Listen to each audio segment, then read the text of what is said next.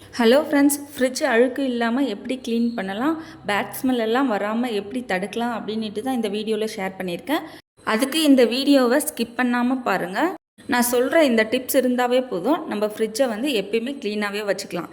First என்ன பண்ண போகிறோன்னா, ஃப்ரிட்ஜை க்ளீன் பண்ணுறதுக்கு ஒரு 3 ஹவர்ஸ் முன்னாடியே நம்ம அந்த டீஃபாரஸ்ட் ஒரு பட்டன் இருக்கும், அதை வந்து ப்ரெஸ் பண்ணி விட்டுடணும். அப்போ தான் ஃப்ரீசர் உள்ளே இருக்கிற ஐஸ் எல்லாமே மெல்ட் ஆகிட்டு தண்ணியாக வடிய ஸ்டார்ட் ஆகும். அப்போ தான் நமக்கு வந்து க்ளீன் பண்ண வந்து ஈஸியாக இருக்கும். இது போல் க்ளீன் பண்ணும் போது மட்டும் இல்லாமல் 3 டேஸ்க்கு ஒன்ஸ் வந்து அந்த பட்டனை ப்ரெஸ் பண்ணிங்கன்னா ஐஸ் கட்டி வந்து ஃபார்ம் ஆகாமல் இருக்கும். செகண்ட் டிப் என்னன்னு பார்த்தோம்னா, ஃப்ரீசரில் இருக்கிற ஐஸ் வந்து எல்லாமே மெல்ட் ஆகிட்டு ஃப்ரிட்ஜுக்கு பின்னாடி இருக்கிற கம்பி கம்பியாக இருக்கும், அதுக்கு கீழே வந்து ஒரு பாக்ஸ் இருக்கும், அதில் தான் அந்த மெல்ட்டான தண்ணி எல்லாமே அதில் ஸ்டோர் ஆகும். அதையும் வந்து உடனே க்ளீன் பண்ணோம்னா தண்ணி எல்லாம் வெளியே வராமல் இருக்கும். க்ளீன் பண்ணுறதுக்கு முன்னாடி ஃப்ரிட்ஜோட ஒயரு ஸ்விட்ச் ஆஃப் பண்ணிடலாம். அதுக்கப்புறம் தான் நம்ம க்ளீன் பண்ணவே ஸ்டார்ட் பண்ணணும். ஃப்ரிட்ஜ் வந்து ரொம்ப அழுக்கு இல்லைன்னு நினச்சிங்கன்னா அப்படியே பேக்கிங் சோடா வினிகர் வச்சு அப்படியே ஒரு துணியில் வச்சு அப்படியே தொடச்சி எடுத்தால் போதும். அப்படி இல்லை நம்ம டீப் க்ளீன் பண்ணணும், ரொம்ப அழுக்காக இருக்குது அப்படின்னு சொல்லிட்டு நினச்சிங்கன்னா ஃப்ரிட்ஜில் இருக்கிற பார்ட்ஸ் எல்லாத்தையுமே கழட்டி எடுத்துடலாம். சும்மா அப்படி ப்ரெஸ் பண்ணிவிட்டு மேலே தூக்குனாவே அதனுடைய பார்ட்ஸ் எல்லாமே கழண்டு வந்துடும். அதை வந்து நம்ம நார்மலாக வாஷ் பண்ணுற லிக்யூடை வச்சு வாஷ் பண்ணிக்கலாம்.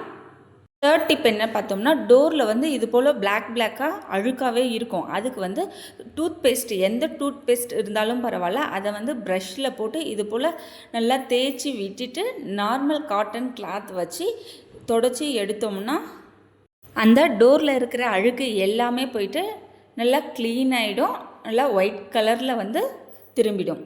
நான் வந்து இப்போ டீப் க்ளீன் தான் பண்ண போகிறேன். அதுக்கு வந்து 1 டம்ளர் வினிகர், அதில் பேக்கிங் சோடா போட்டு ஒரு பாட்டிலில் வந்து எடுத்திருக்கேன். ஸ்ப்ரே அடிக்கிற மாதிரி இருந்துச்சுன்னா இன்னமும் நல்லாயிருக்கும். என்கிட்ட வந்து அந்த ஸ்ப்ரே இது இல்லை, அதனால் இது போலவும் யூஸ் பண்ணிக்கலாம். இந்த பாட்டில் மூடியில் வந்து ஹோல்ஸ் போட்டோம்னா நமக்கு வந்து ஸ்ப்ரே மாதிரியே ஃபுல்லாகவே ஸ்ப்ரெட் பண்ணிடலாம். எங்கெல்லாம் அழுக்காக இருக்கோ டோரில் ஃபுல்லாகவே எல்லா இடத்துலையுமே வந்து இந்த தண்ணியை வந்து நல்லா ஸ்ப்ரெட் பண்ணி விட்டுக்கலாம். இது போல் ஸ்ப்ரே பண்ணும் போது என்ன ஆகுதுன்னா, அதில் இருக்கிற அழுக்கு எல்லாமே வெளியே வந்துடுது. நம்ம வந்து க்ளீன் பண்ணுறதுக்கும் வந்து ரொம்ப ஈஸியாகவே இருக்கும். இது போல் ஸ்ப்ரே பண்ணிவிட்டு நம்ம வந்து ஒரு ஸ்பாஞ்ச் எடுத்துக்கலாம். ஸ்பாஞ்ச் எடுத்துகிட்டு ஃப்ளாட்டாக இருக்கிற இடத்துல எல்லாமே, அழுக்காக இருக்கிற இடத்துல எல்லாமே இந்த ஸ்பாஞ்சை வச்சு நல்லா தேய்ச்சி விட்டுட்டோம்னா அந்த அழுக்கு எல்லாமே க்ளீன் ஆகிடும். ஸ்க்ரப்பர் யூஸ் பண்ண வேணாம், ஏன்னா ஸ்க்ராட்ச் ஆகும். அப்படி இல்லைன்னா ஹோல்ஸ் சின்னதாக இருக்குதுன்னு அப்படின்னு நினச்சிங்கன்னா அந்த இடத்துல நம்ம வேஸ்டான ப்ரஷ் நிறையா இருக்கும், அதை வச்சு க்ளீன் பண்ணிக்கலாம். இது போல் க்ளீன் பண்ணோம்னா ஓரத்தில் இருக்கிற அழுக்கு எல்லாமே நல்லாவே க்ளீன் ஆகும்.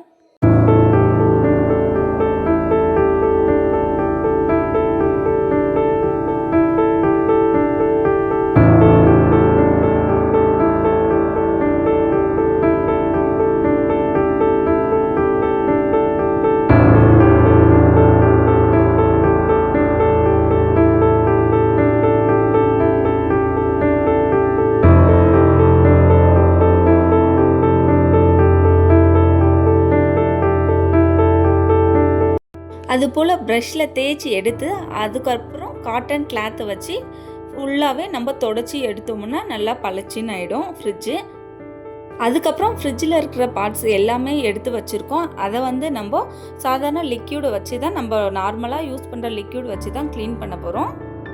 இது போல் பேக்கிங் சோடா வச்சு க்ளீன் பண்ணியிருக்கிறதுனால ரொம்ப நாளைக்கு பேட் ஸ்மெல் இல்லாமல் ஃப்ரிட்ஜு வந்து ஃப்ரெஷ்ஷாக இருக்கும். இப்போ வந்து அதனுடைய பார்ட்ஸ் எல்லாமே நம்ம வந்து வாஷ் பண்ணிடலாம். இது போல் ஸ்பாஞ்ச் தான் எடுக்கணும். நம்ம ஸ்க்ரப்பர் எடுத்தோம்னா அந்த கண்ணாடியில் வந்து ஸ்க்ராட்ச் விழுறதுக்கான சான்ஸ் வந்து நிறையவே இருக்குது. அதனால் இது போல் ஸ்பாஞ்ச் எடுத்தோம்னா நல்லாவே க்ளீன் ஆகுது. எந்த டேமேஜும் ஆகாமல் ரொம்ப நாளைக்கு ஃப்ரிட்ஜை வந்து நம்ம வந்து பாதுகாக்கலாம். இதை வாஷ் பண்ணிவிட்டு கொஞ்ச நேரம் வெயிலில் வைக்கலாம். நம்ம வந்து அடிக்கடியெல்லாம் இது போல் எடுத்து கழுவ வேணாம். 2 மந்த்துக்கு ஒன்ஸ் அந்த மாதிரி எடுத்து கழுவுனாவே போதும். வீக்லி ஒன்ஸ் வந்து அந்த மாதிரி வாட்டரில் வந்து நம்ம கிளாத்தை வச்சு சும்மா அப்படி தொடச்சி விட்டாவே போதும், நல்லா வாசமாகவே இருக்கும் நம்ம ஃப்ரிட்ஜு. நான் என்ன பண்ணுறேன்னா, இது போல் வாஷ் பண்ணிவிட்டு ஒரு காட்டன் கிளாத்தில் வந்து நல்லா தொடச்சி எடுத்துகிட்டு அதுக்கப்புறம் தான் ஃப்ரிட்ஜில் வந்து வைக்க போகிறேன்.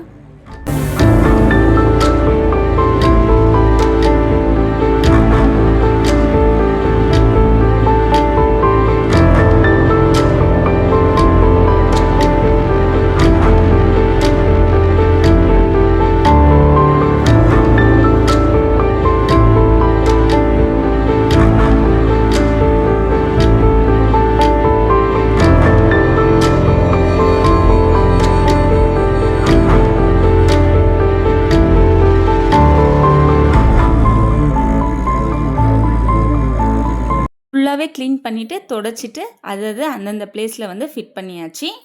ஃப்ரிட்ஜில் வந்து பேட் ஸ்மெல் வராமல் இருக்க என்ன பண்ணணுன்னா இது போல் க்ளீன் பண்ணிவிட்டு அதுக்கப்புறம் ஒரு கப்பில் வந்து பேக்கிங் சோடா வந்து ஏதாச்சும் ஒரு கப்பில் வந்து போட்டுட்டு எங்கேயாச்சும் ஒரு பிளேஸில் வந்து ஃப்ரிட்ஜில் வந்து ஓரத்தில் வச்சு விட்டோம்னா எப்பயுமே வந்து பேட் ஸ்மெல் வந்து வராமல் நம்ம வந்து தடுக்கலாம்.